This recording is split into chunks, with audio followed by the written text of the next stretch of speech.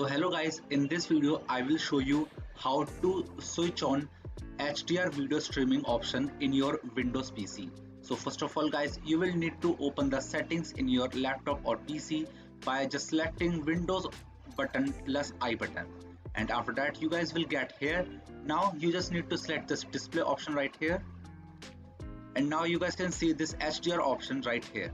So you just need to select on this scroll icon, and now you guys can see that my PC is not supported to HDR video streaming, but your PC or laptop definitely will support this HDR video streaming option. And right here you guys can see the option called HDR video streaming, and you just need to switch on the button right here. And you guys can also switch off the HDR video streaming option by just again clicking on this particular button that will be arriving in your computer. So that's how you guys can switch on and off HDR video streaming option in your PC.